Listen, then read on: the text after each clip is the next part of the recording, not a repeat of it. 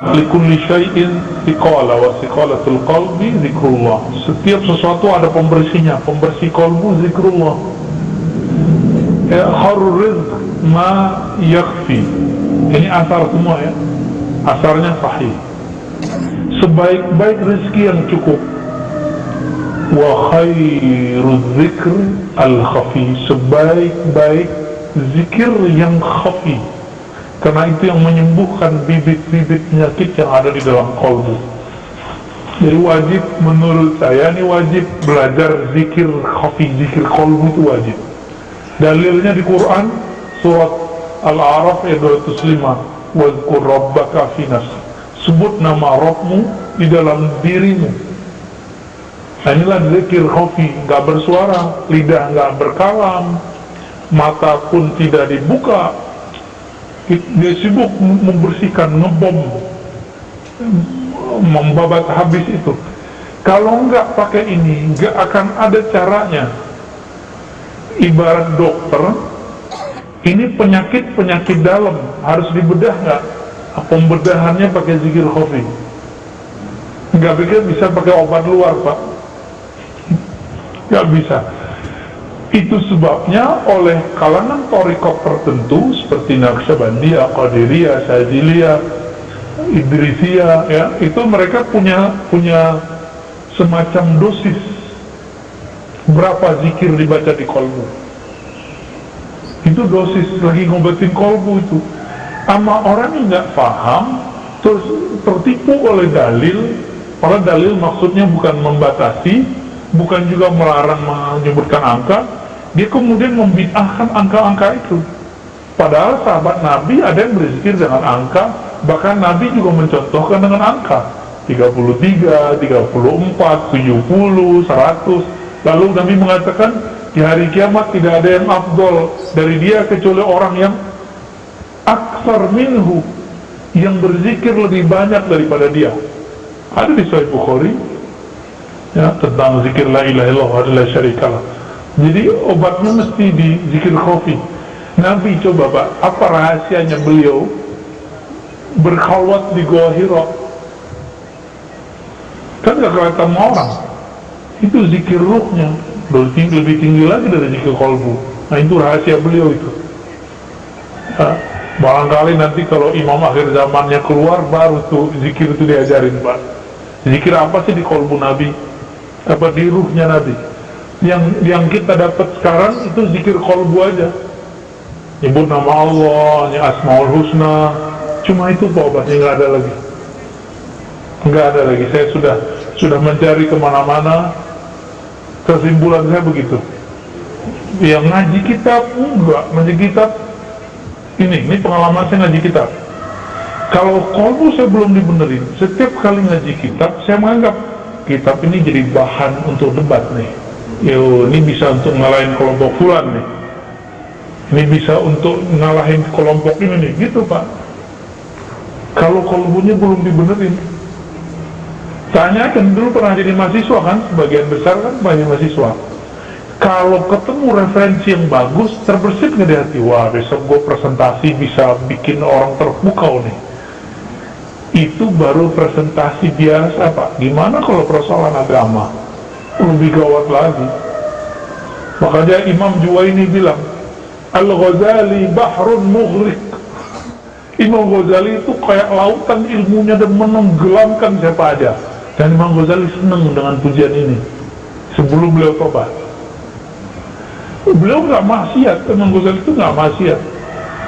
Dia dosanya yang dia rasakan cuma dosa kalbu. Kok ya Ghazali ini aman dia nggak minum tua, dia nggak nakal, nggak narkobaan kayak gitu sekarang ya. Dia persoalannya apa? Dia merasa kayaknya ada nggak beres di hati saya. Semua gelar udah dapat, semua kekayaan udah dapat, pasangan yang cantik udah dapat, popularitas udah dapat, murid banyak udah dapat, di kampus sudah punya, apalagi di kesepian Pak. Orang kan semakin ke atas semakin kesepian. Di tengah kesepian itu ruhnya meminta, membimbing, harus cari teman, dan menjadilah dia temannya Allah, ahlullah, ya. Ini yang disebut rijalul la tulihim tijaratu wala bai'un an dzikrillah, ya, orang-orang yang mereka nggak sepi kolbunya dengan Allah. Ada yang ditanya, Ustaz? Cukup.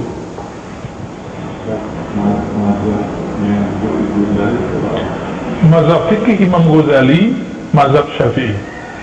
Beliau menulis kitab banyak sekali, yang paling terkenal itu Al-Wajiz. Imam Nawawi terinspirasi oleh kitab Wajiz, tebal pak segitu. Wajiz itu artinya kesimpulan padat. Kesimpulan itu gini, diringkas oleh Imam Nawawi, ya, baru agak tipis sedikit. Minhaj namanya, itu perkembangan berikutnya. Dalam bab akidah, beliau akidahnya Asy'ariyah, Ahlus Sunnah wal Jamaah. Maka pembukaan Ihya Ulumuddin kita belum pernah bahas, ya Ustaz, ya, akidah Imam Ghazali. Mungkin nanti pas penutupan saya bahas akidah Imam Ghazali deh, atau kita buat pertemuan sendiri, ya. Ini kan minggu terakhir, ya, kita kajiannya. Nah, mungkin kita buat nanti di luar Ramadan akidah Imam Ghazali, biar nanti akidah kita nyambung sama dia.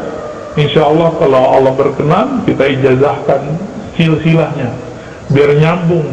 Wah, ini anak cucunya Ghazali secara akidah, kira-kira gitu. Terus tasawufnya beliau mengikuti Imam Abu Ali Al-Farmadi.